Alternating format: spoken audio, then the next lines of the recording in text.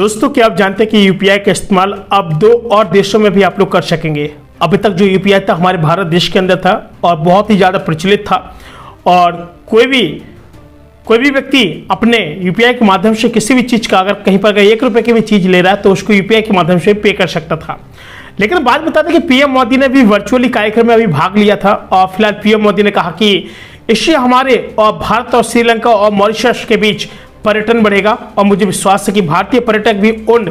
गंतव्यों के पसंद करेंगे और जहां यूपीआई सेवाएं भी उपलब्ध होंगी। काफ़ी बार क्या होता है कि यूपीआई जब नहीं चलते थे तो आप लोगों को पता था कि कई प्रकार की समस्याओं का सामना करना पड़ता था, यानी कैश को लेकर के। लेकिन भारत की यूनिफाइड पेमेंट इंटरफेस सर्विस सोमवार को यानी एक वर्चुअल कार्यक्रम में श्रीलंका मॉरिशस में पेश की गई थी और अब फ्रांस के बाद 2 और देशों में यूपीआई का इस्तेमाल करते हुए पेमेंट की जा सकेगी। साथ ही आपको बता दें कि फिलहाल यूपीआई को लेकर के बहुत बड़ी अपडेट और भी आ रही है और ये भी बताया गया कि यानी वर्चुअल समारोह में प्रधानमंत्री मोदी यानी मॉरिशस के पीएम प्रभाविश और जुगनैथ और श्रीलंका के राष्ट्रपति रोनिल विक्रमसिंघे ने भाग लिया और जहां पर श्रीलंका और मॉरिशस में यूपीआई की शुरुआत दोनों देशों के साथ नई दिल्ली के बढ़ते द्विपक्षीय आर्थिक संबंधों के बीच हुई है। साथ ही बता दें कि यह लॉन्च श्रीलंका और मॉरिशस की यात्रा करने वाले भारतीय नागरिकों के लिए साथ साथ भारत की यात्रा करने के और मॉरिशस के नागरिकों के लिए यूपीआई भुगतान सेवाओं की उपलब्धता को क्या करेगा, सक्षम बनाता है। बात समझ रहे, यानी मोदी ने कहा कि पीएम मोदी ने इससे कहा कि हमारे भारत श्रीलंका मॉरिशस के बीच पर्यटन बढ़ेगा और मुझे विश्वास है कि भारतीय पर्यटक भी उन गंतव्यों को पसंद करेंगे और जहां यूपीआई सेवाएं भी उपलब्ध है। यानी कह सकते हैं कि जहां पर यूपीआई सेवाएं होती हैं तो वहां पर लोग अपने ट्रांजैक्शन को बड़ी आसानी के साथ कर सकते हैं। कभी कभी होता क्या कि जब कोई व्यक्ति अगर ट्रांजैक्शन करना चाहता है और उसके पास क्या होता है कि एक यूपीआई रहता है, यूपीआई के माध्यम से वो क्या करना चाहता है कि वो चाहता है कि मैं अपना पेमेंट कर सकूं। ठीक है, अगर यूपीआई है तो एकदम खुल करके एकदम निष्पक्ष होकर के बिंदास तरीके से